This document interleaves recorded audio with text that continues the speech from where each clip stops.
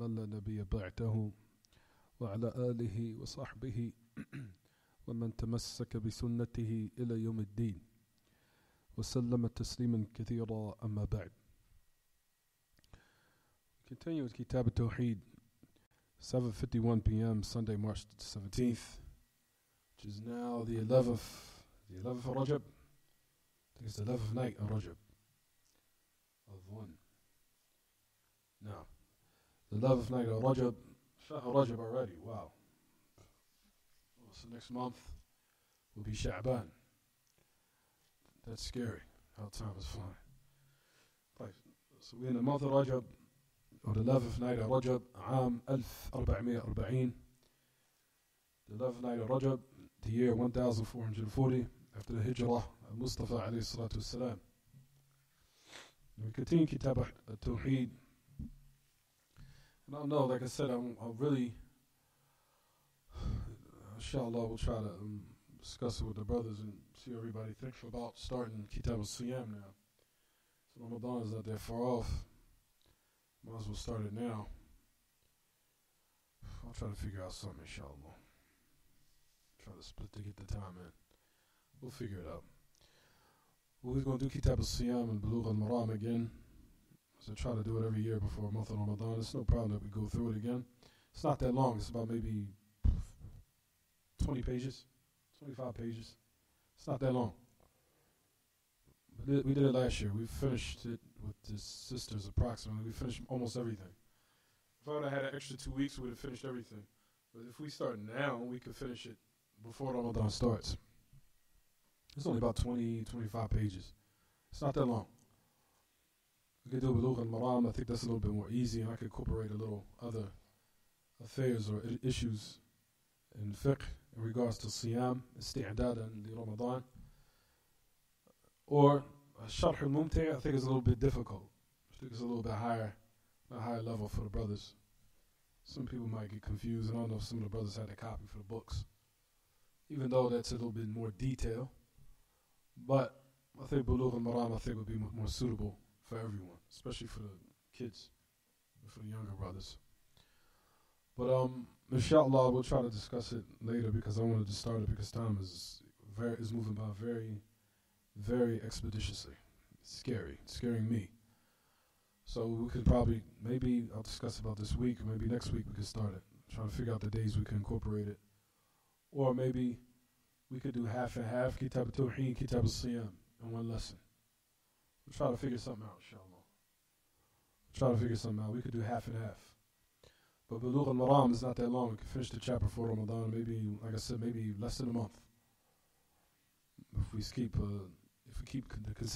with the consistency, it could be finished. Like I said, we can break it down. Maybe, like I said, we could do half Kitaab At-Tawheed, half Kitaab al-Siyam, and we could do it like that.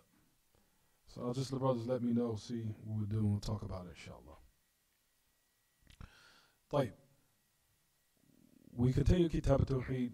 Just excuse me, brothers. I thought my references were all here, but they're not here. I don't think I took them home with me. Right. We were discussing in Kitaab At-Tawheed, the chapter ولا يزال الحديث موصولا في باب ما جاء في التغليظ في من عبد الله عند قبر رجل صالح. The topic is still connected with the chapter which comes in the severity of the one who worships Allah by the grave of a righteous individual or righteous person. We stopped at the ambiguity in the chapter where we know that the people of falsehood utilize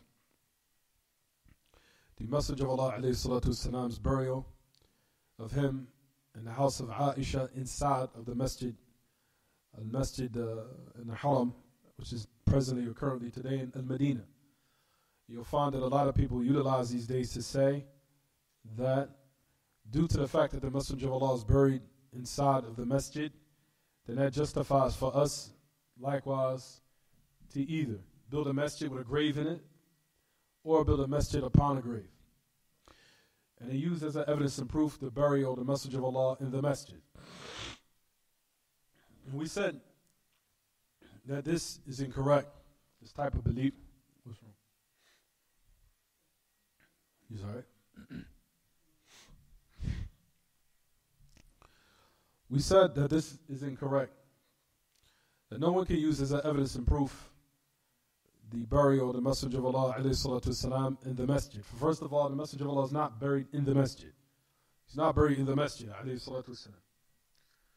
But before we get into that, I want to just revise a little bit and review a little bit so we can get caught up a bit. Due to the fact of the 2-week period that elapsed. But at any rate, we were speaking about how the Messenger of Allah, if you look in your books, he says if the affair wasn't because of that, he said, La ubriza qabru. He said, La ubriza qabru. We covered the part in the chapter, if you look in your books, everyone. It says, وَلَوْلَا ذَلِكَ لَأُبْرِزَ قَبْرُهُ. If it wasn't because of that, then his grave would have been shown. What did we say the meaning of that is, the statement? Meaning, if it wasn't for the fear of the people falling into extremism in regards to his grave and having fear out of what the Christians and the Jews fell into before of taking the graves of their prophets as masajid, if it wasn't because of that, then his grave would have been shown. What did we say was the meaning of that? بينا المراد والمعنى قد تقدم في الدرس السابق ولكن نعيد من باب التذكير حتى نكون على وتيرة واحدة. فما هو المراد بهذا اللفظ الذي شرحناه قبل تقريبا أسبوعين؟ ما هو المراد? What's the meaning? What's intended when the Messenger of Allah said this? Huh? No. What's the meaning of la ubriza qabruhu? Exactly. Ahsant. Jay. He says if it wasn't for that, as it says in your books, if you look at it, if it wasn't for that, meaning, if it wasn't for the fact of that fear, that people who shaitan will come and whisper to them and fall into extremism, just as what happened with the Christians and the Jews before. As we know, the Messenger of Allah informed that they took the graves of their prophets as masajid. Right? We discussed that. If it wasn't because of that fear, he said, La ubriza qabruhu, meaning that my grave would have been in the graveyard with everyone else from the companions of the Messenger of Allah. Meaning I would have been buried in a manner, or similar to in the manner of those who were buried likewise. Similar to their burial. I would have had a regular burial, and I would have buried along my companions in the Baqi'. As we know, the Baqi' is right outside the Haram. We just seen it I just seen it last week. Inshallah, when you guys, when you make Umrah, you'll see the Baqi'. The Baqi' is directly next to the Haram. It's right next to the Masjid Nabawi. Right outside the Haram. It's directly there, where all the companions are buried. And you'll see the house of Aisha with the green dome on top of it. And the house, that's the house of Aisha. At any rate, the meaning of the narration here is that if this wasn't the case, if it wasn't the fact that I had this fear, I would have been buried in the Baqi' or in the graveyard just like everyone else. But out of fear that the people will fall into extremism and fall into what's prohibited, and fall into shirk, or fall into polytheism, or fall into all the different types of affairs that the Christians and the Jews fell into by taking the grave of their prophets as masajid. If that wasn't the case, then I would have been buried just like everyone else. But because that's the case, and the Messenger of Allah had that fear, then the Messenger of Allah ﷺ preferred that it be buried. Rather, he was buried in the way which you've seen, where he died in Aisha's house. So his grave would be protected. So no one could reach it, or no one could do something or commit an act of polytheism or commit an act of extremism or what have you, etc. Is it clear? Is it clear or is it not clear, everyone? Jayyid. So that was the meaning of the narrations we said in last class. You said, ولو عرفتم العربية لكلمتكم في العربية. ولا مانع عندي مانع يلقي الدرس في العربية. ولكن إن شاء الله نسأل الله أن يحقق لنا ذلك. طيب. So he said that the meaning of it, or this warning that the Messenger of Allah ﷺ that he did at the end of his life, So the Messenger of Allah informed that the curse of Allah was upon the Jews and the Christians because of this act.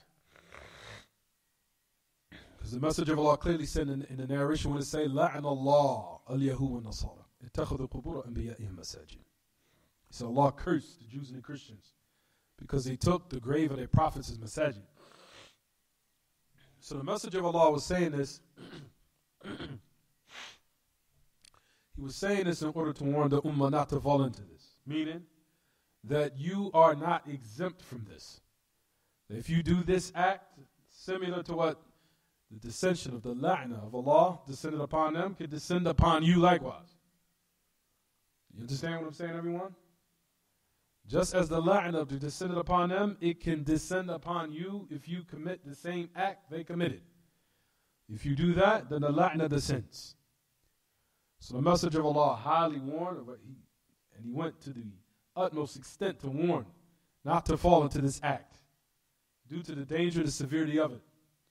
Like we talked about before, this type of act, especially what led the road to shirk and paganism and wathaniyah, was because of taking the graves of the prophets as masajid. So they started to worship them. Similar to that, what we talked about, what happened during the time of Nuh. As we know that they went to the extremes, and shaitan whispered in them and carved images out of them, raised them and made images out of them. And as a result of it, they became worship besides Allah until they fell into the most disgusting, vilified, dispraised sin that any human being can commit, which is polytheism with Allah Ta'ala. And as we talked about, that sin is unforgivable. If one dies upon it, Allah will never forgive it. Allah Ta'ala will never forgive major polytheism if one dies upon it. That sin is unforgivable. If one dies upon it, then he'll be in hell forever. He will never come out. He's going to يَبْقَى فِي النَّارِ خَالِدًا مُخَلَّدًا فِيهَا. Forever, everlasting. He'll never come out of the hellfire. And that's the reason why we're talking about these affairs, because they're the most important and the most vital to one's survival in this dunya and the hereafter. So we said that the Messenger of Allah ﷺ, not only, as we discussed, warned against polytheism, but everything that led to it, meaning all the different paths and methods and ways in which shaitan utilized to open this door of evil to the people, likewise the Prophet ﷺ shed it in every way.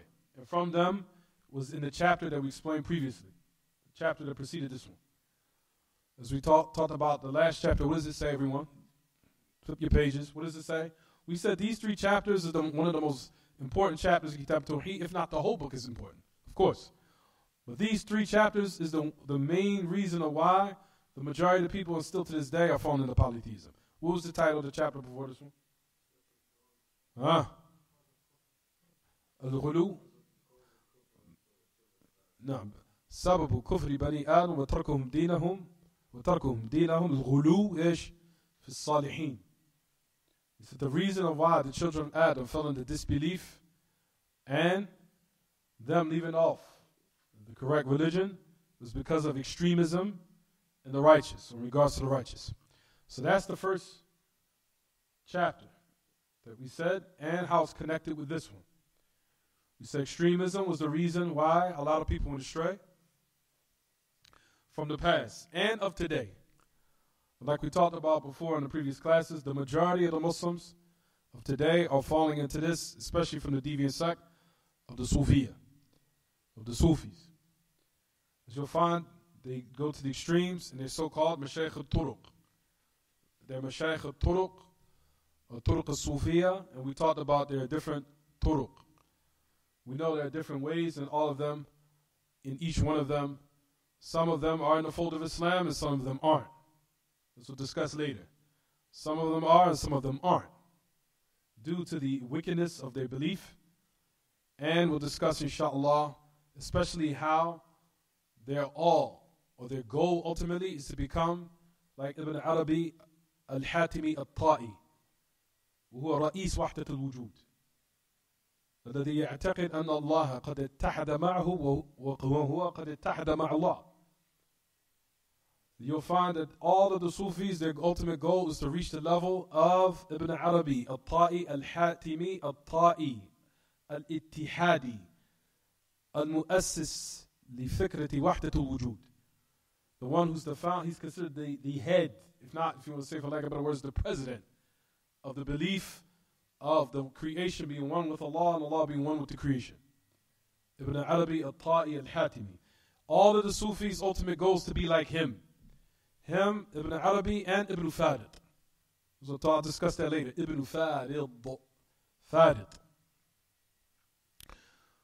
Of all of them, they want to become like him, and based upon the different types of ways, as we talked about before, of Sufiya. From them is, you have the tariqah of Al-Shadiliyah, you have the tariqah of Al-Tijaniyah, you have the tariqah Al-Qadiriyah, you have tariqah Al-Alawiyah, you have tariqah Al-Naqshbandiyah, you have tariqah Al-Brawiyah, and you have so many others.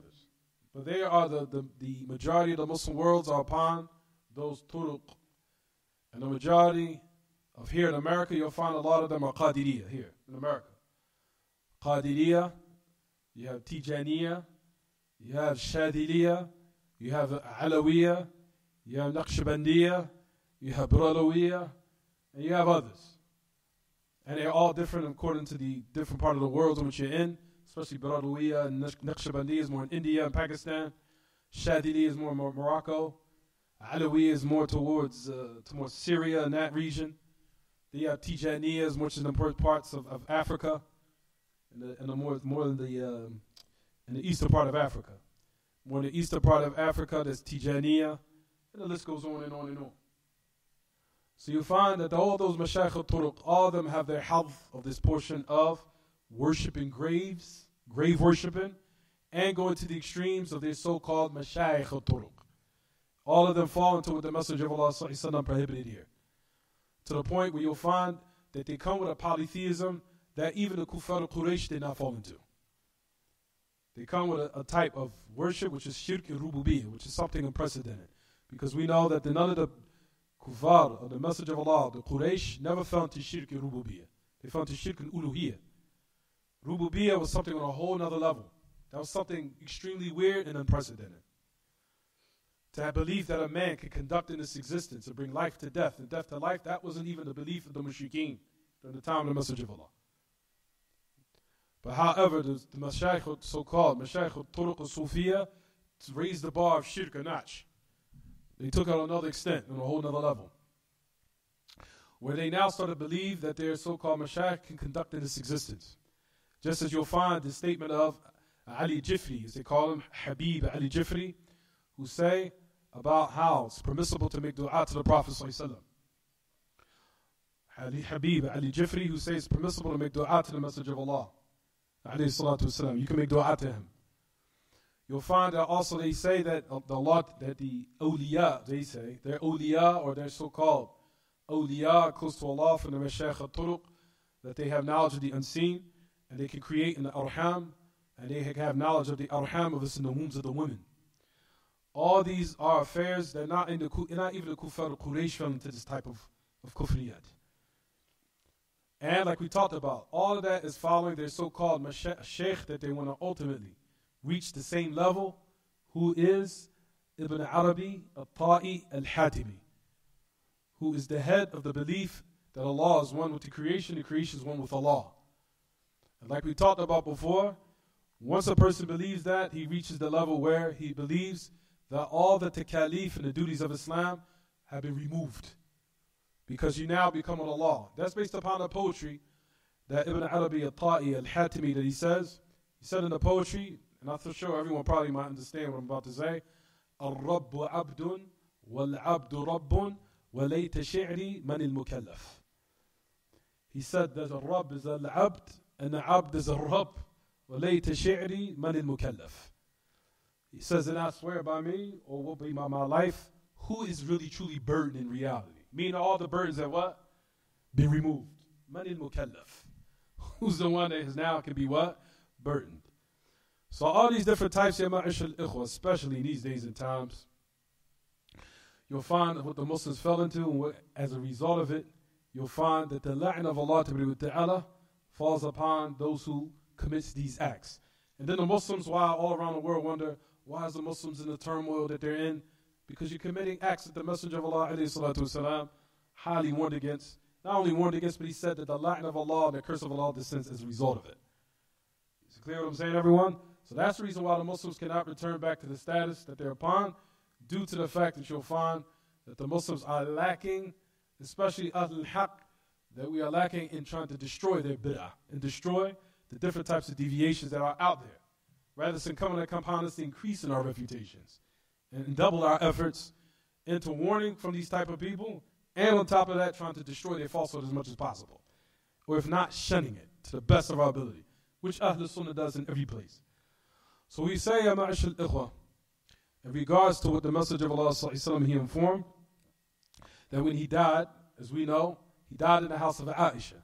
We said that clearly. That the Messenger of Allah ﷺ clearly even mentioned another authentic narration as we discussed, أن الأنبياء يقبضون حيث أو عفوا يدفنون حيث قبضوا. That the prophets and the messengers, that they are buried where in the place that they died. The Messenger of Allah ﷺ died in Aisha's house.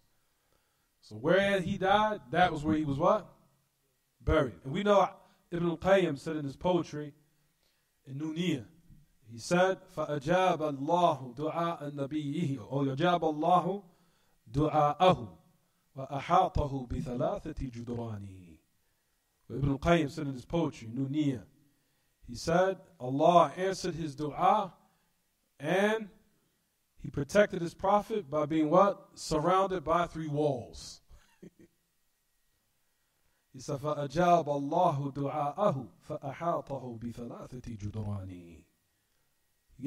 He now protected his prophet by being guarded around, if you see to this day, still protected by 3 walls. The Messenger of Allah ﷺ. All of that, so what? Out of protecting the people's monotheism, for them not to fall into shirk. So it says that, so notice that Ibn al-Qayyim said that Allah subhanahu wa ta'ala answered his supplication. Allah subhanahu wa ta'ala answered the supplication and he surrounded him with 3 walls. All of that is to protect the people from, of course, to maintain their monotheism, and for the Messenger of Allah sallallahu not to be what? Not to be raised to the level of Allah, whereas people will go to the extreme and falling into shirk. So that's where we basically stopped. So now just to get back to what we were discussing. In regards to those who say now that the Messenger of Allah sallallahu is buried in the masjid, and we shall find that the majority of the Sufis use this as a dalil to justify burying the dead inside of their masajid. And we talked about before, number 1, and if you want to read what Ahl al-Ilm mentioned, we'll just read it quickly, especially with the great Imam Muhammad bin Salih al-Uthaymin when he mentioned this regard. We said, اعتراض وجوابه. He said, وإذا قال قائل نحن الآن واقعون في مشكلة بالنسبة لقبر الرسول الآن فإنه في وسط المسجد فما هو الجواب? We talked about this last class. He said, verily right now we are falling in a problem in regards to the grave of the Messenger of Allah now. He said, verily it's in the middle of the masjid. Even though today it's not even in the middle of the masjid, it's more in the front part. I don't know why they say middle. It's more in the front part. It's in the first row. More closer to that. I don't know why. That's maybe a question for the person. What's the answer? For number 1, the first answer is that the masjid initially and originally was not built upon the grave. Rather, it was built, the masjid was built during the life of the Messenger of Allah. So that's the first answer. So what are we saying here? So if you go back to the time of the Messenger of Allah ﷺ, when he was he buried in the masjid? So number 1, we say he died where? في حجرة عائشة. حجرة عائشة. The house of Aisha. So he wasn't buried in the masjid at all. He was buried in a house. He's still buried in the house of Aisha. So that's the first thing. Right, everyone? He's buried in the house of Aisha. Until, like we talked about, It remained like that for a period of time outside the masjid. So the whole origin of the initial foundations of the masjid was not upon what? The grave of the Messenger of Allah at all. So we have to start from the origin. That's how you have to look at things. Look at things from its asl. Look at things from its what? From its origin. Not from what's the initial plan of what the people of the Sufis do. Their whole plan is to what initially? Want the grave in the masjid. So we look at the affair from its origin. The affair of the origin of it is that it was built outside the masjid. And he was buried in Aisha's house, not in the masjid. And the house was outside the masjid. But after time, or a certain period of time elapsed, then of course we know that the masjid expanded due to the number of Muslims. The numbers multiplied and doubled, and there was a lot of people that was entering the fold of Islam from all over. There was not enough room to accommodate certain people or enough people that was coming. So the first thing we said, that we have to look to the origin of the masjid, that it was not built upon, nor was intended that the Messenger of Allah be buried in the masjid. And to this day, he's not buried in the masjid, he's buried in Aisha's house. That's the first thing. Number two, the Messenger of Allah, just to put emphasis on this, we could put emphasis more on this, it's kind of like repetitive. He was not buried in the masjid until it said that this is from burying the righteous in the masjid. Rather, he was buried in the house of Aisha. Number three, I think everybody already has that. Number three, entering the grave, entering the house of Aisha. Make sure you say that when a person was to come to you. Do not say the grave of the Messenger of Allah was entered in the masjid. It was not the grave. It was what, everyone? The house of Aisha. Make sure you say that in your words. The grave was not put in there. The house. And it wasn't even put in there. The masjid was built in it, and it just happened that the house was what? Just happened to be in the room where they expanded the masjid. So initially it was not put in there. Understand, everyone? It was not put in there. It wasn't moved at all. So the masjid expanded. When it expanded, then the house of Aisha was right there. Understand, everyone? So the house of Aisha was not moved. It was left there. The expansion came. Then it what? As they expanded more room, the house of Aisha just happened to now what? Be in the vicinity in that same place where they built the masjid. Or where they made the expansion, excuse me. Is it clear what I'm saying, everyone? So always keep in mind, especially if someone wants to come with an ambiguity to confuse you, always keep in mind, do not say the grave was put in the masjid. No, the grave was not. It was not the grave. It was the house of Aisha. First of all, don't say it was put. Nothing was put. Not the grave, nor the house. You understand? The masjid expanded, and the house was still in its place, but happened, like we said, it just so happened that the expansion covered up the house where it was put. Excuse me, I keep saying put. They covered the house where it expanded, and the house was just still there, and that's when the expansion had actually what? Encompassed the house. Encompassed the house. Ahsant. So that is the what? That is the third thing. What's the third thing? What's the third thing? What's up, Dawu? What's up? Oh, you just sound. Oh. Also, likewise, this type of agreement, even though some of the people did it, some of the khulafa of the past had did it, some of the Sahaba didn't agree with it. They still thought it was a little danger. They sensed it was a danger. So it wasn't an ittifaq amongst the Sahaba. So after a lot of them had died and passed away, and there was a little amongst them, of course some of them did not what? Did not agree. So it wasn't like an ittifaq between the Sahaba, because they thought and they sensed the danger of what might take place as a result of this. So some of them raised a concern for this matter.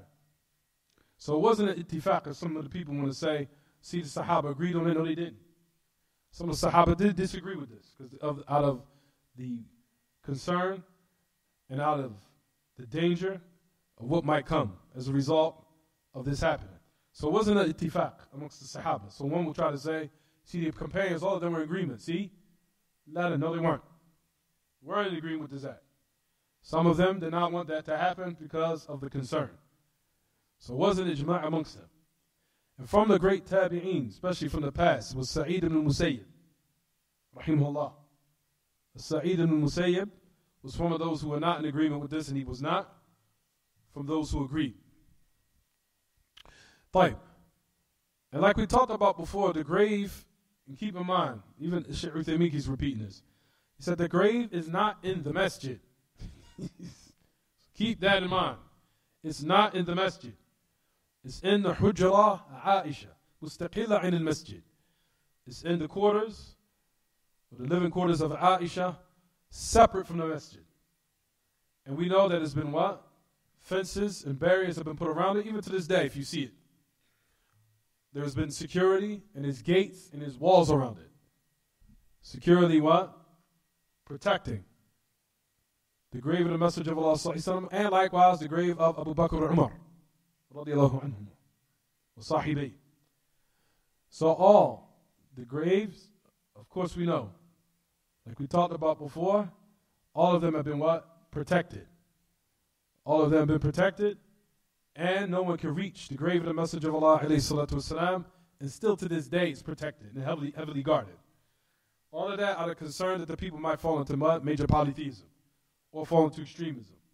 And you'll find to this day, وَلِلَّهِ الْحَمْدُ وَالْمِنَّةِ, you'll find that there are also those who are هَيْئَةُ الْأَمْرِ بِالْمَعْرُوفِ وَالنَّهْيِ عَنِ الْمُنكَرِ, وَلِلَّهِ الْحَمْدُ وَالْمِنَّةِ, those who command the good and forbid the evil, that they ward off the people of those who want to come and try to what? To rub their faces or their bodies on the dirt, thinking that they're seeking barakah by touching the walls or what have you. You'll find that they what? Push them away and ward them off, due to the fact of what the Messenger of Allah ﷺ had made dua for. It's the time? Maybe it's my fault. Fine. For that reason, as all these points we just mentioned, it becomes clear that what, everyone? That no one can utilize the state of the grave of the Messenger of Allah ﷺ in order to justify one putting a grave inside of the masjid. As we know that the Sufiya, their intention is to what? From the origin, fundamentally build a masjid with a grave in it. That's their initial plan and intention from the beginning. So put the one who's dead inside the masjid. That's their initial what? That's their initial intention. Is it clear what I'm saying, everyone? Like we talked about, we'll discuss, taking a grave of a righteous one has one of three beings. Number one, as we discussed last class, number one is to build a masjid on top of a graveyard. That's impermissible. And if that's the case, then it's obligatory that the masjid be knocked down. As I'll discuss that, inshallah. It's not permissible to build a masjid on top of a graveyard or on top of graves. It's impermissible. That's one of the meanings of taking the qubur, or taking the qubur al-anbiya, taking the graves of the prophets as masajid, or the righteous as masajid. So that's number one. Number one is that one, build a masjid on top of the graveyard. It's impermissible. And if that's the case, then the masjid needs to be what? Knocked down, needs to be demolished, removed. So that's number one. Number two, like we talked about, is to build a masjid and then put inside of it what? Put inside of it the grave of one who's dead. That's also impermissible. That's also part of what the Messenger of Allah prohibited. Is it clear what I'm saying so far, everyone? Number three. Number three, the meaning is Suhail. The third meaning is to pray in the graveyard, even if it's not a masjid built upon it. To pray in a graveyard, to make sujood, to make ruku', and to pray even in a graveyard, also is considered of taking the qubur, or taking graves, as masajid. So it's comprehensive for all three meanings. Is it clear what I'm saying, everyone? All those three meanings is the meaning of what the Messenger of Allah ﷺ prohibited. Also, if you look to the If you look to the hadith of the Messenger of Allah sallallahu alaihi wasallam, where he mentioned it, said, وَلَا تَجْعَلُوا بُيُوتَكُمْ قُبُورًا وَلَا تَجْعَلُوا قَبْرِي عِيدًا وَصَلُّوا عَلَيْهِ فَإِنَّ صَلَاتَكُمْ تَبْلُغُنِي حَيْثُ مَا كُنْتُمْ. Also, there's a narration from the Messenger of Allah. I want you guys to figure this out. Listen to this narration. Do not take your houses as graveyards. And do not take my grave as an Eid. Rather, send your salutations upon me, for verily your salutations or your salams reaches me wherever you are. طيب. Based upon this narration, you'll find that Ahl Ilm say that is impermissible to what? To not pray in a graveyard. It was prohibited of praying in a graveyard. Based upon this narration. How is that? How would you understand the hadith? Do not make your houses like graves. And don't take my grave as an Eid. It's not the second part. It's the first. Huh?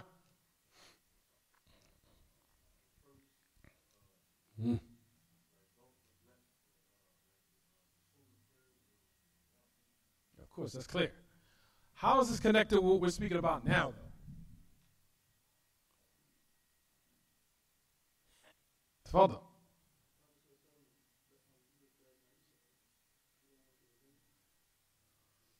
Oh, it's time? Oh, you got Kodia there. This way, Kodia call you. Oh, you. Sabr, sabr.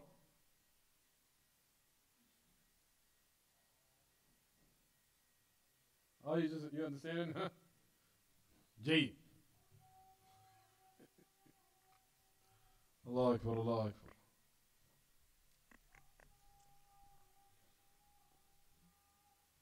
Allah Akbar, Allah Akbar.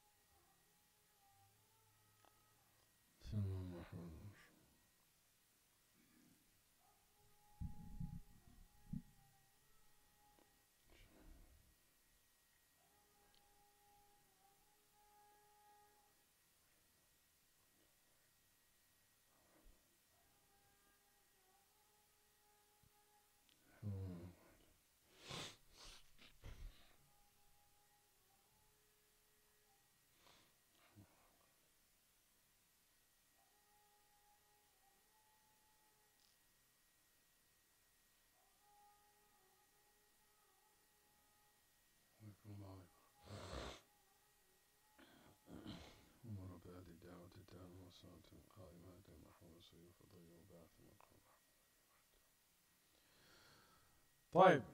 Let's try to make the correlation between this hadith and the chapter or the matter we're discussing. Huh? What's the correlation, brothers? Ho, hey, ho. Let's start, Jonathan. سبقك به عكاشة. Huh? تفضل.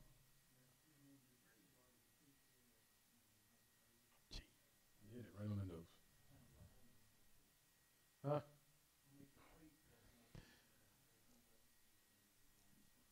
Jayid.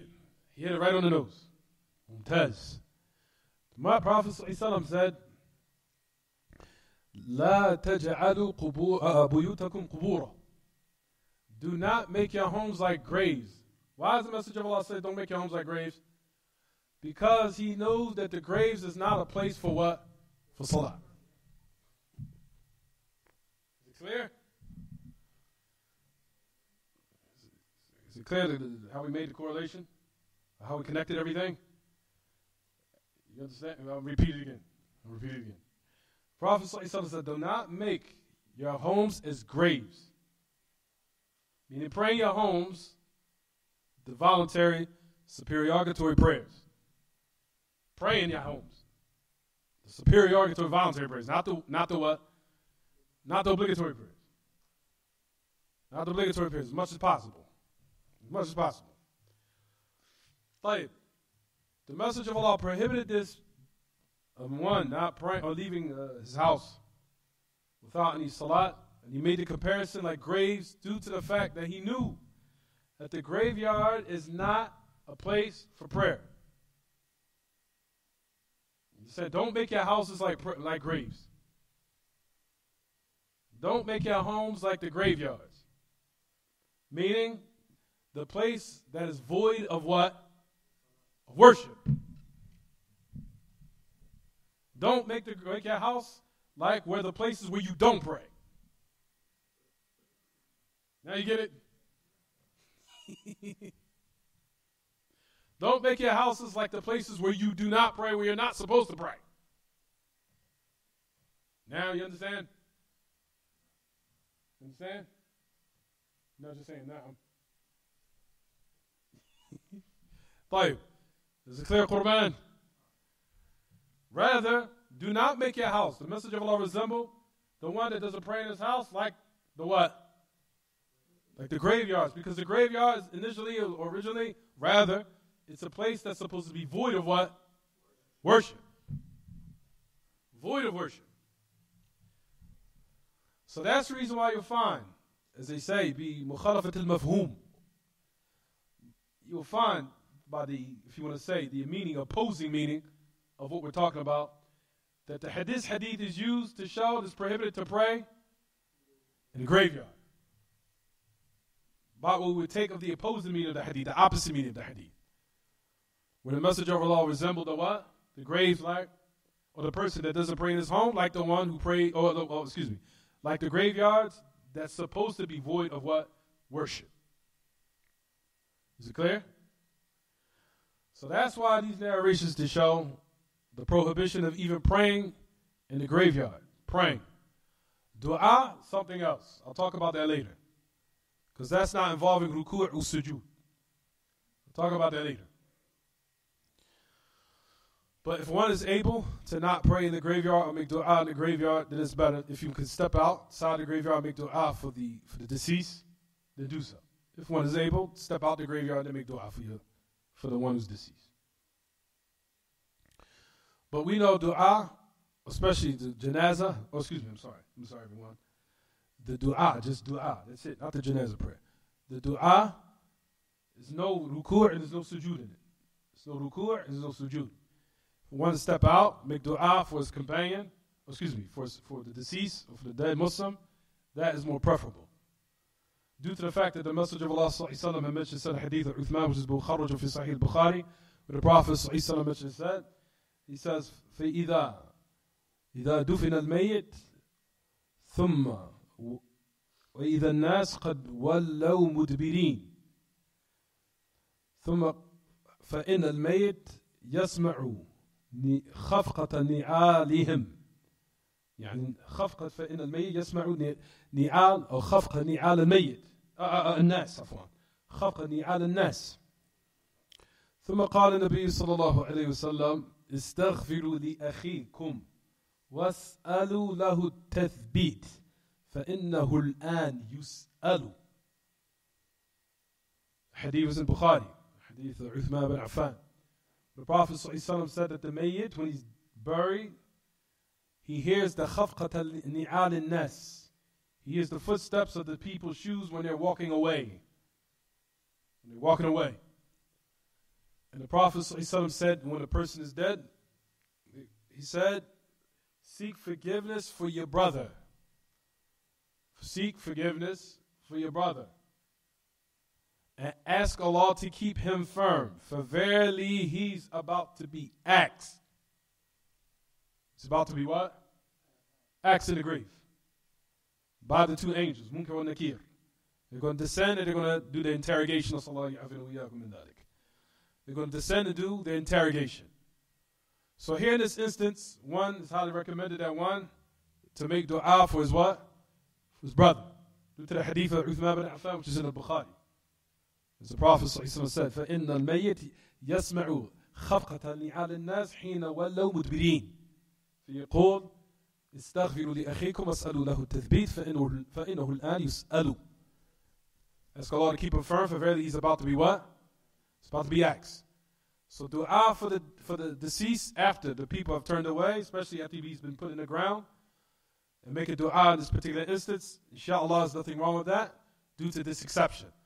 But initially, that one should stay away from all the worship in the graveyard, especially the salah of what we're talking about now, of what? Ruku' and sujood and other than that. Stay away from it. And we know that a lot of Ahl Ilm say that النهي هنا يقتضي الفساد. Especially with the great Imam Sheikh Salih Fawzan, even mentions in إعانة المستفيد. You'll find here that he said أن النهي هنا من النبي صلى الله عليه وسلم يقتضي فساد هذا العمل. أن العمل باطل.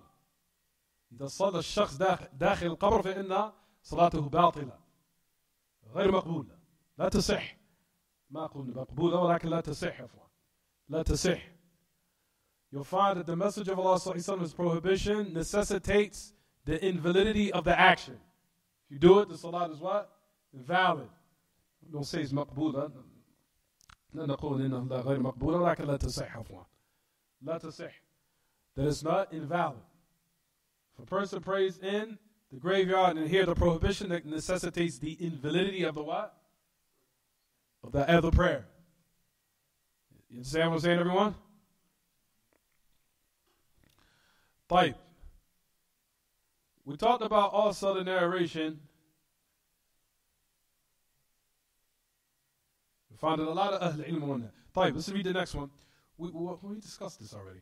حديث مسلم عن جندب بن عبد الله قال سمعت النبي صلى الله عليه وسلم قبل أن يموت بخمس وهو يقول إني أبرأ إلى الله أن يكون لي منكم خليل. Verily I heard the message of Allah. And he thought of Jundub ibn Abdullah. Al-Bajali? No, I gotta check it. Jundub ibn Abdullah, the great Sahabi.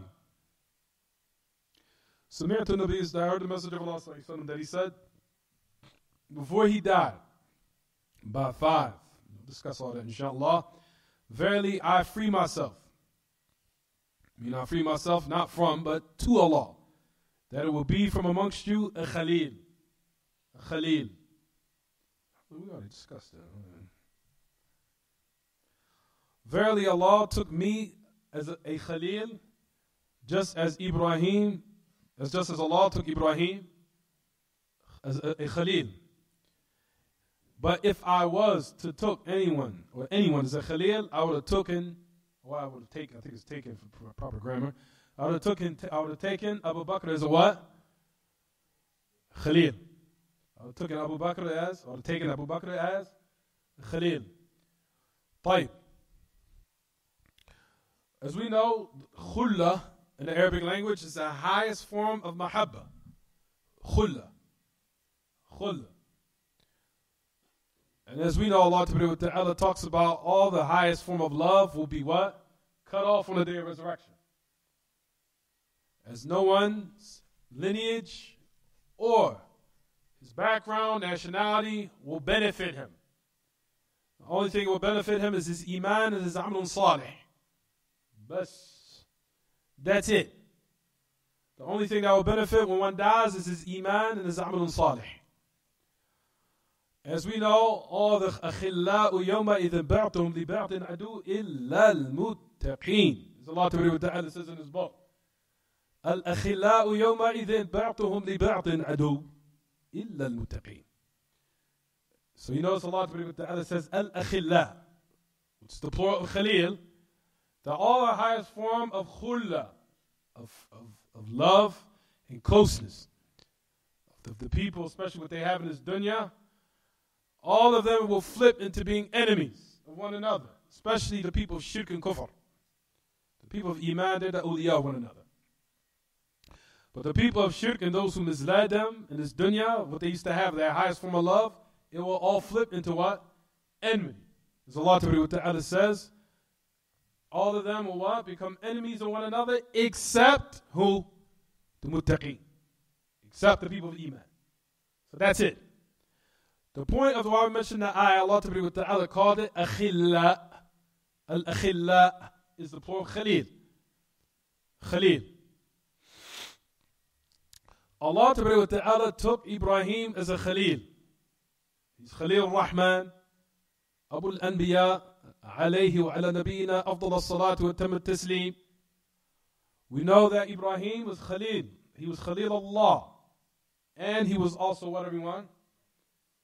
He's the father of the prophets. What do we mean by that? That we know that one of the children that he had was the branches of what we know today.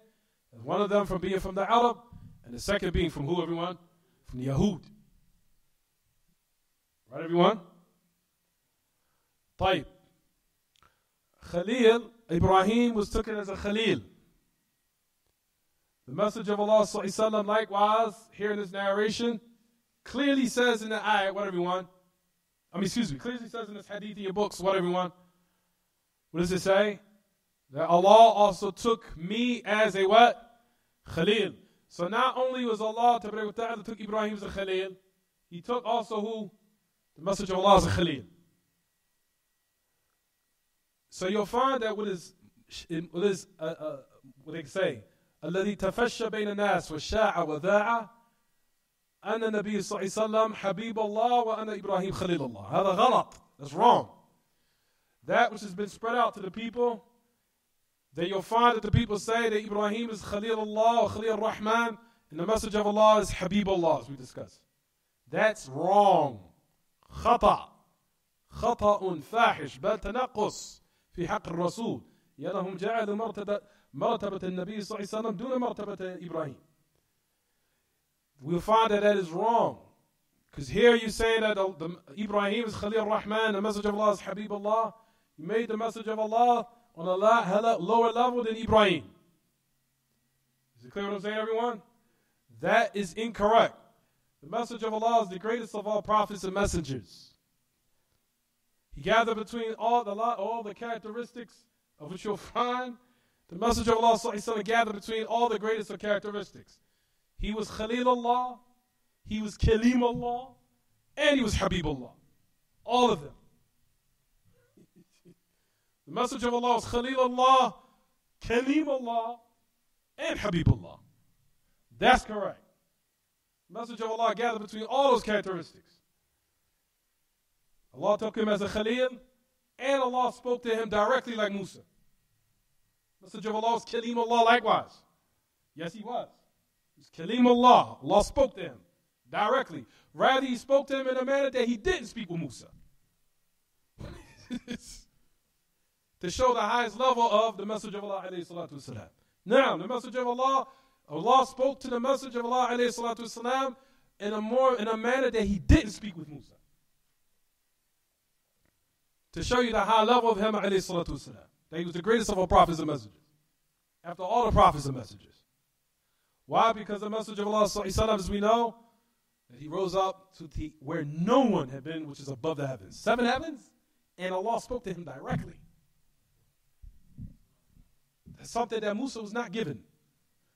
Where he went, where no human being was. Never any human being went. When the message of Allah rose, or Jibreel had took him up, and they arrived to the 7th heaven, to the highest heaven, and Allah spoke to him directly. And the message of Allah heard his voice. And the message of Allah spoke to Allah Ta'ala from behind the hijab, behind the light. So all the message of Allah saw was light. And we know that Allah Ta'ala made the duties of the salawat obligatory directly. طيب. The point of the matter is, like we said, Ya Ma'ash al-Ikhwa, the message of Allah is Khalil Allah, Kalim Allah, Habib Allah. All those characteristics have been gathered in him, alayhi salatu wasalam. The message of Allah sallallahu spoke directly to Allah in a manner which Allah did not speak to Musa. And the message of Allah sallallahu was given a miracle that was better than what Musa was given. The message of Allah sallallahu during this time, the moon split in half. The moon split. That's come greater than what Musa was given. Musa the splits is the what? The sake and the sea. That's great in itself. You read the story, what happened? That was tremendous. But what's greater than that was a planet or a star split in half. Which is one more on a higher level? Huh? A star or a moon split in half, in 2. Absolutely. The message of Allah, as we said, if you read and you study, you'll find a high level of the Prophet ﷺ and know his level. So you love him more, alayhi salatu wasalam. Is it clear what I'm saying, everyone? You hear? So you have more respect for the message of Allah, have more respect for his sunnah, and know the high level of what he had, alayhi salatu wasalam. Is it clear what I'm saying, everyone? Taib, the message of Allah, as we talked about before, Ibn Kathir put in a whole chapter. We said in Bidayah wa Nihaya, the message of Allah sallallahu was giving everything, every ayah, miracles that every prophet was given, either something similar to it or better. The message of Allah was given all of them. Yes, he was. Yes, he was. He was given everything the prophets were given, all of them. Something similar to it or better. And I gave you a prime example of it with Prophet Musa. Allah spoke to the message of Allah in a manner he didn't speak to Musa. And Allah Ta'ala gave something of a stronger level of a miracle than Musa wasn't given. Which, like we talked about, a planet split in half. Then put back together. That's greater than what Musa was given. Then a person would say, oh, he committed magic. No, he didn't. As we talked about before, if you look at the tafsir of it, they said he did magic on us. Okay, they said, because they were smart. They said, let's ask the travelers. Did they see it? So they asked the people who were traveling, did you see the moon split in half? They say, yes, all of us saw it. Then on top of that, like we said, it's still history recorded. I wanted to do the research on this in other countries where we said that they have, of course you know they was pagans, that they said that we do this on a night where all of us saw in another country where the moon split into half. So, did the message of Allah ﷺ commit magic, or did it truly happen? It truly happened. Tayyib. So, in regards to the knife given, like we said, we could go all night about this. Even Prophet Sulaiman. Sulaiman used to understand the languages of the animals and insects. Right, everyone? Message of Allah was given that. He was given that miracle. Sent. Not only that, the message of Allah went to a horse and listened to it.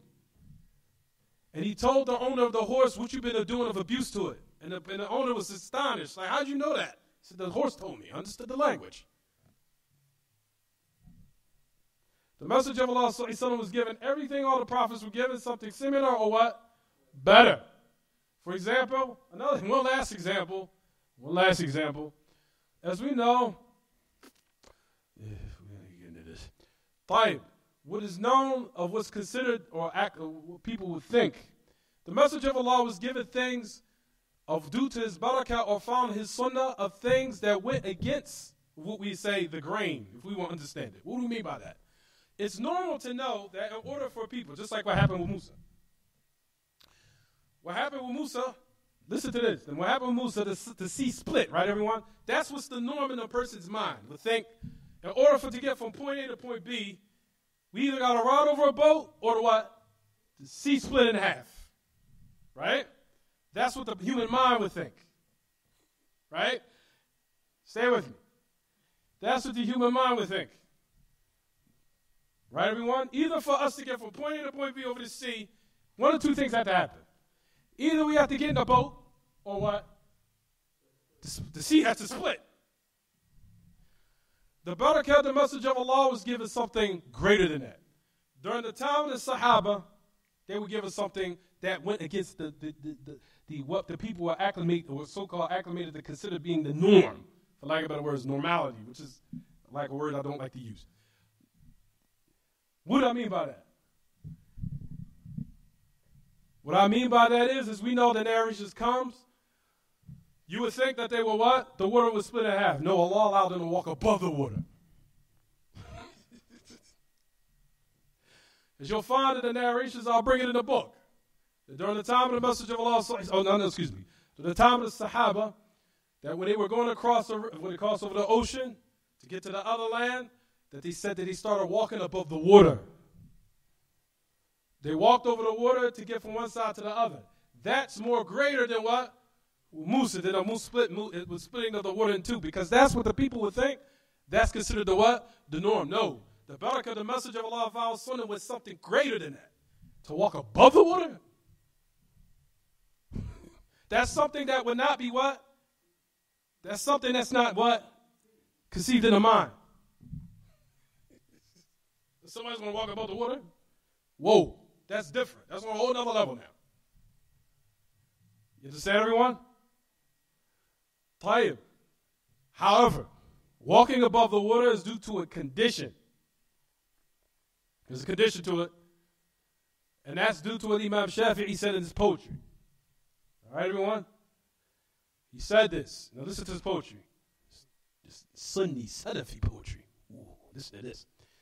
He said, إذا رأيت الرجل يطير فوق ماء البحر يسير ولم يقف عند حدود الشرع فاعلم أنه مستدرج بدعي. Listen to what Imam Shafi'i said in his poetry. He said, إذا رأيت الرجل يطير فوق ماء البحر يسير ولم يقف عند حدود الشرع فاعلم أنه مستدرج بدعي. If you see a man flying in the air, above water he's going about, and he didn't stop at the hudud of the shara', فاعلم, know for sure he's مستدرج بدعي. Know for sure he's being set up with Allah subhanahu wa ta'ala for a trap, and he's upon bid'ah or shirk or kufr. So from the conditions of this is that he has to be from the awliya of Allah, the people of Tawheed, the people of Sunnah, people of Aqidah, Sahiha, people of correct methodology, uprightness, ta'ah, obedience. And that excludes all the magicians, all the people of kufr, all the people of ilhad, all the people of magicians, all the people that want to use the jinns. You're mustadrajun bid'i kufri. You are not from what we're talking about now. Is it clear what I'm saying, everyone? Is it clear? Fine. So that's just to show everyone, like we talked about, that the Messenger of Allah ﷺ gathered between all the characteristics of what? Of all the prophets and the messengers, and he was Khalil Allah, Kalim Allah, Habibullah. Jayyid? Tayyib. Now the Messenger of Allah ﷺ, I mentioned it, said in this narration here, which is a clear refutation against another deviant sect here, which is who, everyone? The Shia, Rawafid. عَلَيْهَا مِنَ اللَّهِ مَا يَسْتَحِقُّونَ. You'll find that the Rawafid, as they talked about how Abu Bakr wa Umar are صنمان النار. في دعائهم الذين يسمونه صنما دعاء الصنمين. دعاء الصنمين. يقصدون بذلك أبا بكر وعمر رضي الله عنهما. So in this narration here is a refutation against the Rawafid and the Shia. Here.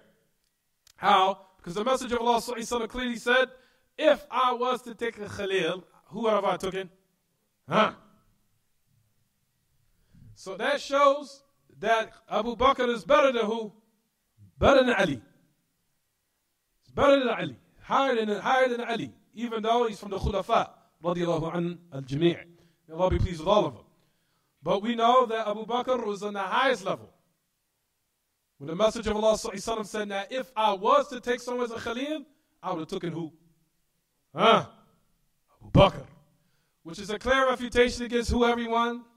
The Rawafid and the Shia. Qabbahum Allah. You'll find that they say, and they say a dua for the Abu Bakr and Umar, and they call it the supplication of the two idols.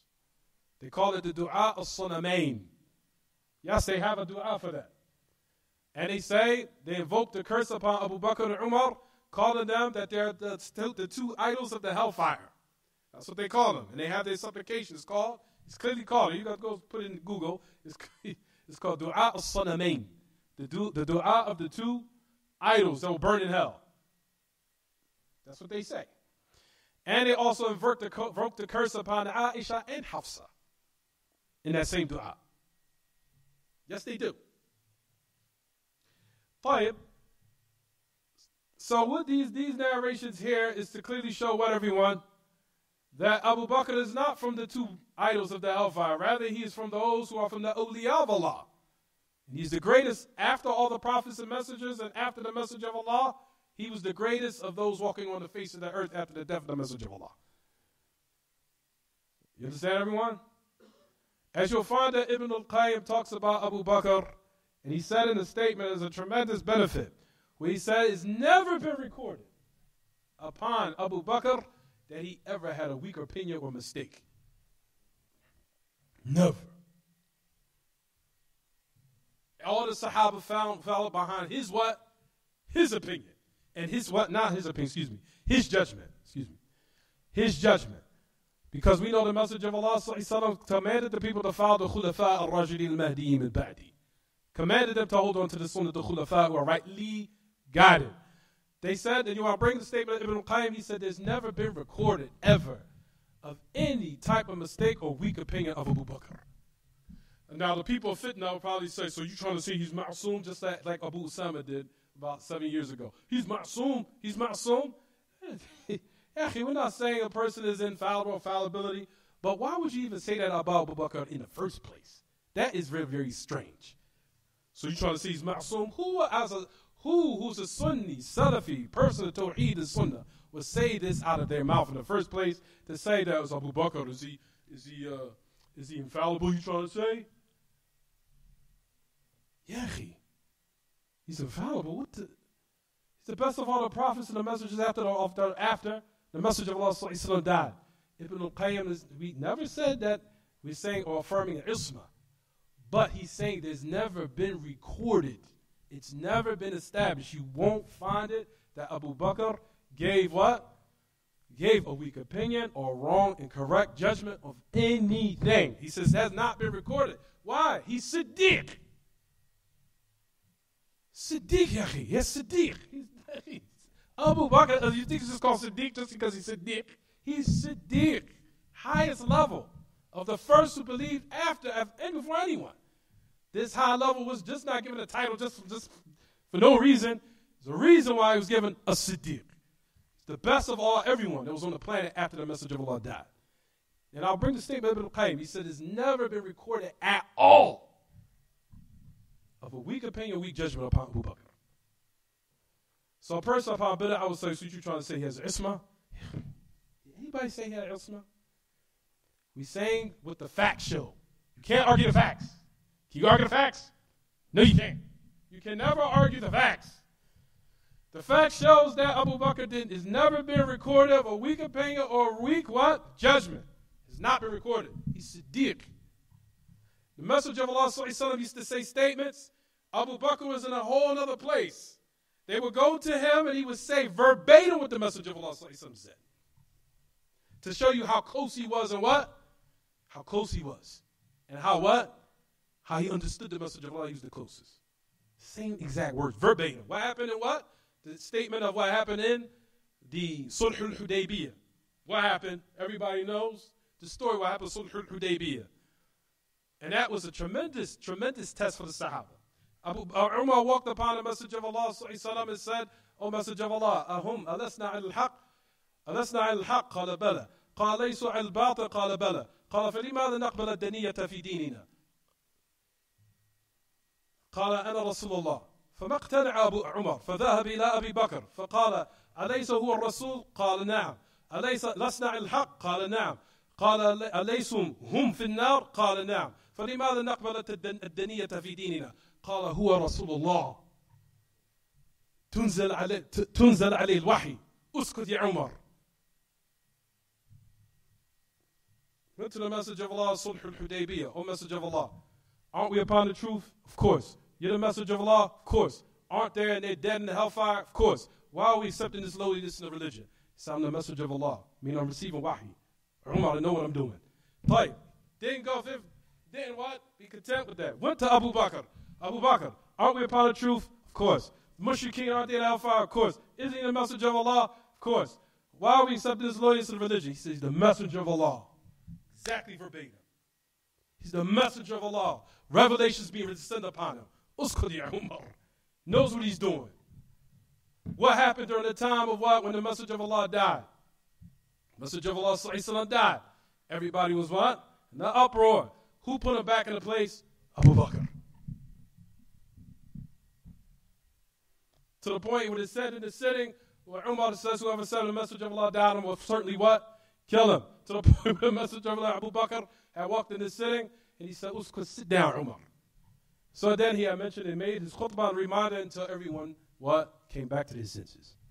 طيب, this is to show that Abu Bakr as-Siddiq, the high level of Abu Bakr as-Siddiq, radiallahu anhu. Abu Bakr be in another place, the Messenger of Allah be in another place, they were asked of Abu Bakr, it was exactly verbatim with the what? Messenger of Allah said. Clear? Jade. So do not let anyone who has a messed up aqidah come to you, or messed up minhaj, and so what you trying to say he's ma'soom? Nobody says ma'soom. But we're just stating and quoting the facts that there's never been recorded that Abu Bakr ever had a weak judgment or anything that went against the sunnah of the Prophet ever. That's the facts. So you want to argue the facts and say he's ma'soom or not ma'soom, that's on you. But at the end of the day, we know that Abu Bakr as-Siddiq has never been recorded of any type of what? Anything that opposed the sunnah of the Messenger of Allah. He was Siddiq. Radiallahu anhu arda. Is it clear? Is it clear what I'm saying, everyone? We'll stop here. So that's based upon a hadith. Put a mark on it. We said that if it wasn't the fact, وَلَوْ كُنْتَ مُتَّخِذًا خَلِيلًا لَاتَّخَذْتُ أَبَا بَكْرَ خَلِيلًا. If I was to take anyone as a Khalil, I would have took who? Abu Bakr Khalil. We'll stop there. Inshallah. The story of Sulh al-Hudaybiyah was tremendous. To Umar al-Khattab radiallahu anhu, after that, I think he gave sadaqah and he also fasted. And he said he regretted, which he said, radiallahu anhu ardah. Especially what happened to Abu al-Jandal. And that was some of the shurut, because the conditions. The story of Sulh al-Hudaybiyah is tremendous. If I had, maybe I'll give a series of khutbahs talking about the story of Sulh al-Hudaybiyah. It's a tremendous story. Tremendous story. One's able to read it, to read it. About the Treaty of Hudaybiyah. That was the opening towards the conquest of Mecca. Led right up to it. Inshallah, I'll talk about that later. Tell you any questions about the lesson? Tafadal.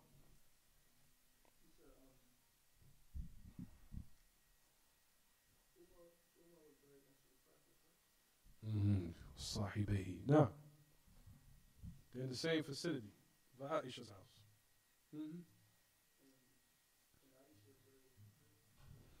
I think Aisha, no, she was buried in the Baqiyah. If I'm not mistaken, she was buried in the graveyard. She was buried in the Baqiyah. Yeah, she was buried in the Baqiyah. All of them are all closed off, barred off fence. If you ever make Umrah, you'll see it. All of it's been closed off, sealed off. There's like gates, walls, everything. No one can get to it unless they just really trying to just push to do something evil. You know what I'm saying? And you'll find that people who have hamas or tahammus, usually people have that are overzealous or over enthusiastic. They are the ones who fall into it. Letting their emotions get the best of them, because shaitan utilizes the emotions of people. As a result of it, they fall into what's prohibited. But they're all been, if you see it, it's all been sealed off. All of it's been cut off. And the mesh has expanded. The house was there, and they just built around it. And that's it. Anything else? Anything?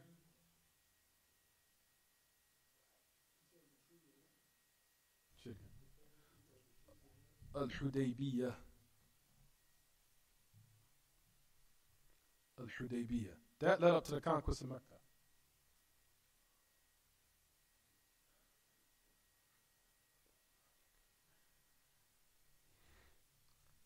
Anything else about the lesson? Anything else? For the stuff I was going to call you Tariq. Camden.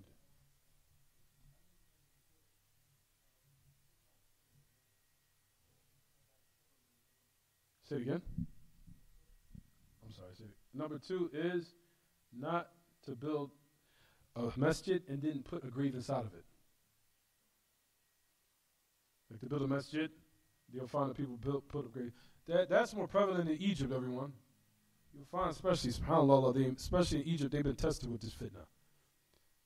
You'll find a lot of masajid, especially in Misr, sallallahu alayhi wa yakum, have built masajid and they purposely put a grave inside of it.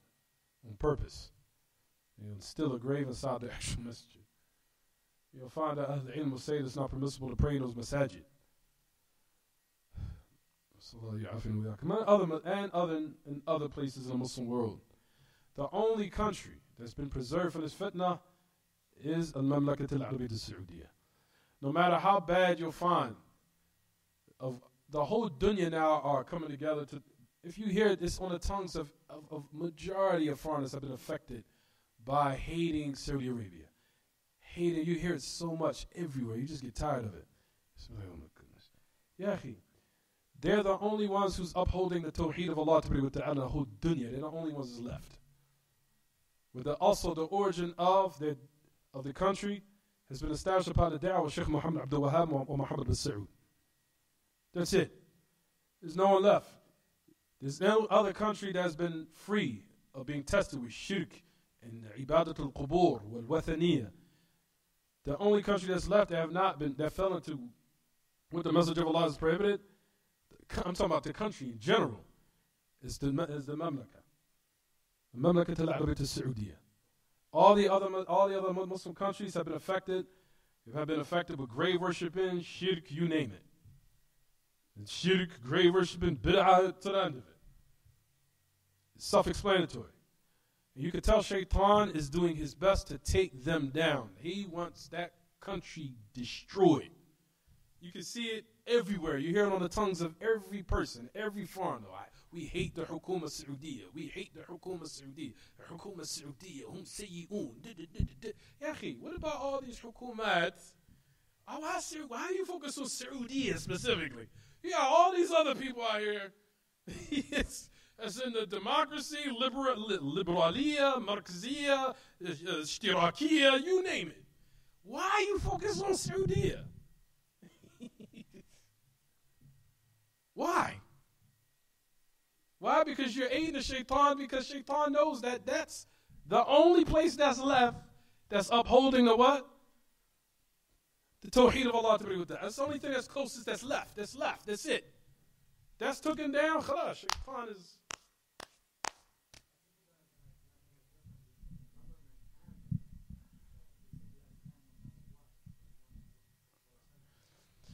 But the thing... What we're saying right now, why is it that you are specifically pointing out the Saudi Arabian leadership? Why? There's so many other leaderships that are upon way worse. There's no comparison. Of shirk, kufr, there's no comparison at all. Democracy, kufr, shirk, demokratiya, you name it. Why is it that you keep singling out Saudiya? That's what I'm asking. And then you'll find Shaitan makes that their what? That's upon their tongue all the time.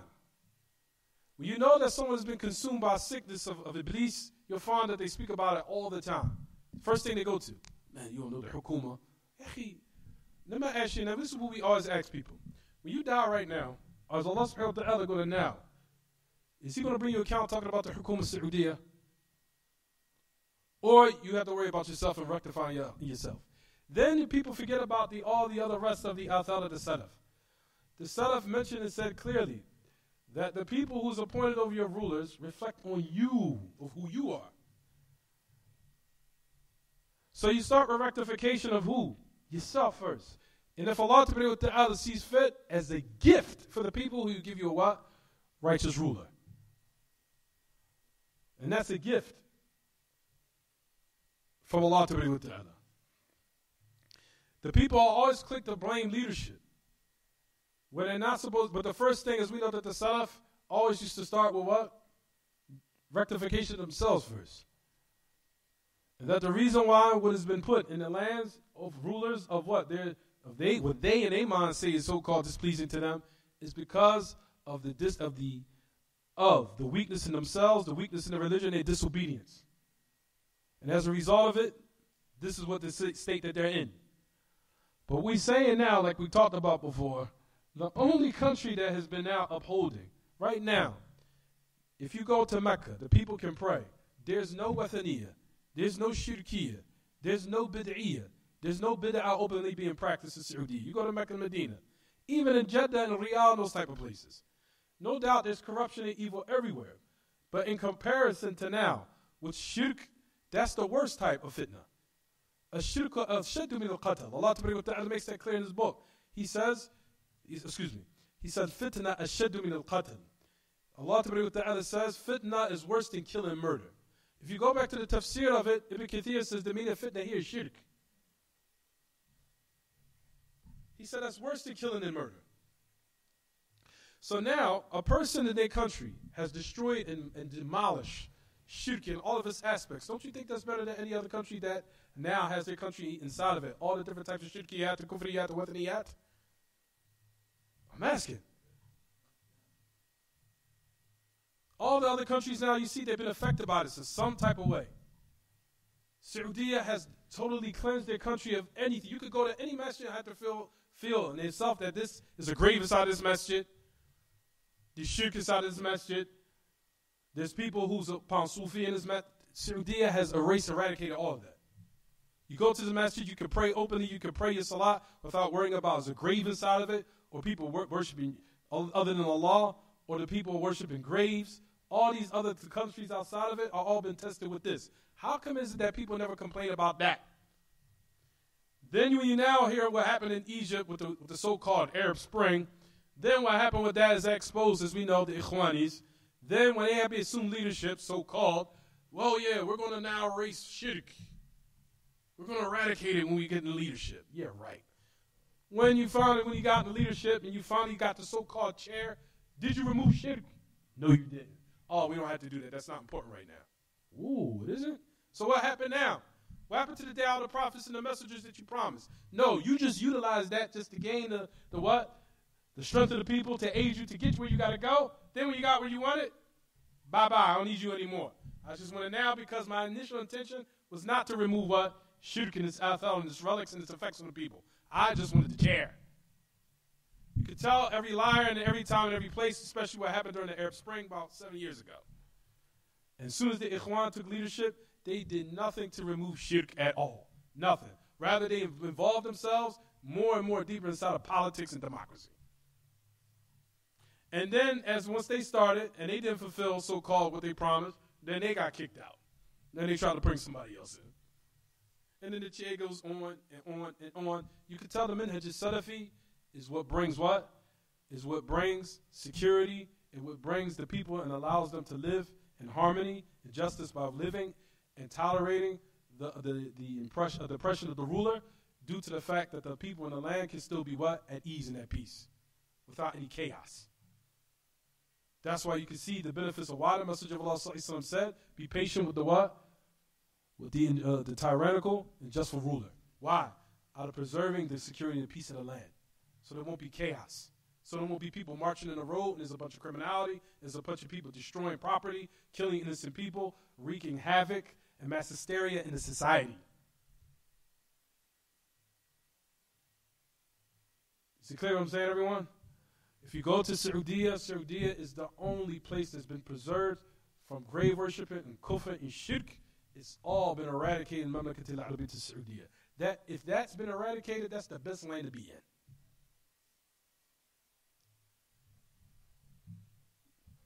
And there's no other land like that. Hold on.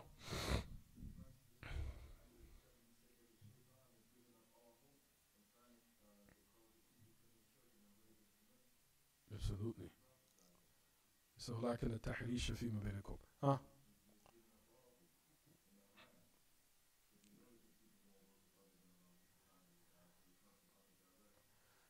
Absolutely. And if it did return, it would be momentarily. Because that happened during the time of Sheikh Muhammad Abdul Wahab. Before his da'wah of Islahiyya, the land did return back to kufr. Return back to wathaniyya, Wathaniyya became prevalent in the land. And Allah Ta'ala, as we know the hadith, which is in Bukhari, إِنَّ اللَّهَ يَبْعَثُ عَلَى رَأْسِ كُلِّ مِئَةٍ سَنَةٍ مَن يُجَدِّدُ لَهُمْ دِينَهُم. The Prophet ﷺ said that verily Allah says at the time of every 100 years, who the one who revitalized for them their religion. Then that's when Allah Ta'ala, as we know, gave the tawfiq to the great Imam Sheikh Muhammad Abdul Wahhab and eradicated shirk again in the land of the Arabian Peninsula. So even though it might have been said that for a period of time of that the hadith, which is true, does not always mention that there's going to be totally what? Tawheed from time to time, even though some of shirk did happen in the land. If you look in the history of what happened to Sheikh Muhammad Abdul Wahhab, it went back to that momentarily. Then it went back to Tawheed again. All of it got removed. All of it was removed. And still to this day, alhamdulillah, it's still removed. Do not listen to people who talk about Muslim Saudi Arabian governments. Brothers, it's a waste of time. Don't listen to them. It's a waste of time. They are one of the ones who have what? If you guys only knew the stuff that the rulers of Saudi have to put up with, you'll probably cry. Because I've heard some of the stuff they have to put up with. Things you'd be like, it's the juhud and the juhud and the efforts of man, if I could get into this, I'll talk about a story too long about this. If people will stop learning and stop looking at things and really start studying, looking, prying into what the juhud and the efforts that have been put for the people, right now, you guys now, and this is from the methods of Mamlakat al-Arabiyyah al-Saudiyyah, why are you guys studying Kitaab At-Tawheed right now? Why do you guys think you're able to study Kitaab At-Tawheed right now? And why do you guys think that I'm here teaching you? And why I also acquired my qualifications to teach you? Based upon who? Based upon firstly Allah subhanahu wa ta'ala first. Then secondly, the efforts of the Mamlakat al-Arabiyyah al-Saudiyyah print and copy these books. Because the Dawah Sheikh Muhammad Abdul Wahhab started from where? The Arabian Peninsula, which is what? Saudi right now. So the reason why you study Kitaab At-Tawheed is because of Allah first, then the efforts of Muhammad al-Saud and what he put forth of barakah. All the books of Usul al-Thalatha, Kitaab At-Tawheed, Kashf al-Shubahat, all those books are the proof and the evidence of what is being put forth in the Saudi Arabian government. Also the Masahif that you have on your shelf right there. All those books are printed where, everyone? Answer me question. Answer me. Saudi Arabia. So if you so-called don't like the government, don't read the Mus'haf then. You're reading it every day.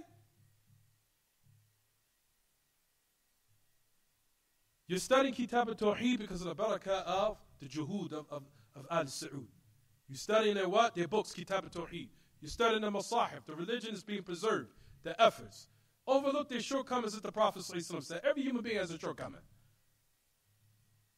But the khayr and the good that they're doing to preserve the country from wathaniyah and shirkiyat and kufriyat is great. They're doing a tremendous job. Because you could go to a masjid in Saudi Arabia and got to worry about a grave being inside the masjid. Like you go to Egypt. In Egypt, they have all loads of masajid that have graves inside of it. Mamlakat al-Arabiyyah don't seem like a bad place if you look at it that way. Absolutely. When I went over to Saudi Arabia, how I acquired my credentials was by what? By the University of Medina. Studied over there, graduated. Gave me a scholarship. Allowed me to go over to their country and study in their country. And come back and propagate this book and teach to people of the upright da'wah of the Prophet ﷺ, which is the correct call. If it wasn't for Allah subhanahu wa ta'ala first, then the efforts of the da'wah and the family of the Saud and Ali Sheikh, where would we be at? These books, you wouldn't be studying it right now, and I wouldn't be where I am right now. And those masahif that you read on the shelf, wouldn't be there either. And I could go on and on and on and on and down the list, in which shaitan allows you to close your eyes to not look at what they've done of good, and then you just to focus on their what? On their uyub and their shortcomings and their faults, how we hate the Mamlakat al-Arabiyyah al-Saudiyyah. And you'll find even people saying, la'natullah, to the end of the nonsense. That's a da'wah iblisiyah. Da'wah iblisiyah. Yeah, shaitan wants to fuel the fire, so you can now, because everyone right now is coming against the Saudi Arabian government, everybody, to call down on them. Because it's the only thing that's left of Tawheed that's remaining in the earth right now. They're the only country that's cleansed of every fitna of shirk. It's cleansed. Where people want to what? Take it down. To the point where not even now, Muhammad Saudi right now, even right now, the whole family of Ali Saud have prohibited the Shia from coming in the country. You go to Medina right now. I'm like, there's no Shia here. It's beautiful here. No Rawafid. Gone. I bet you'll find Rawafid in Egypt. Bet you'll find Rawafid in the Maghrib. You'll find Rawafid in Syria. You'll find Rawafid in Palestine to the end of it. But y'all don't say nothing about them, though. You can go on and on and on about the khair of what the Mamlaka is doing. Due to the fact that Shaitan was to put your hair, put poison in your head about the Mamlaka. Akhi, whoever talks about that, you need to get away from them. They don't know what they're talking about. The Juhud is there, and the ulama who's holding it down are there. They are there right now. It's the ulama of the dunya, but the true ulama of Ahl-Sunnah, who are our fathers, are all in that land right now. From the Amthal, Sheikh Rabi', Sheikh Salih Fawzan, Sheikh Abdul Muhsin Al-Abbad, and Sheikh Ubaid, all of them right now currently where, everyone? Saudi Arabia. Still producing upright scholars to this day, holding it down, who are protecting us from falling to dalalat. And if it wasn't for the juhud of those ulama that was producing the Mamlakat al-Arabiyyah to Saudiya, Allah knows best where we would be today. Producing scholars like Sheikh Rabi' and Sheikh Salih Fawzan and their refutations against the people of Batil, I think the majority of us probably in this room probably Ikhwani right now. And wouldn't even realize we Salafi, but we're Salafi and our Aqidah Minhaj Ikhwani, saying dumb statements like that. The juhud of all the ulama put forth their efforts, and also the Mamlaka allowing their books to be circulated, is the reason why we are still practicing Allah knows best after Allah's, why we're still practicing Salafi correctly right now.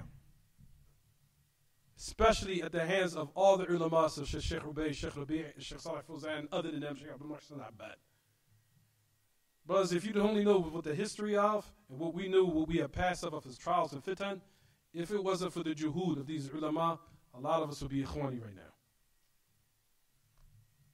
Thinking we're Salafi. I'll stop here. هذا وصلى الله وسلم وبارك على نبينا محمد وعلى آله وصحبه. سبحانك اللهم وبحمدك أشهد أن لا إله إلا أنت أستغفرك وأتوب إليك.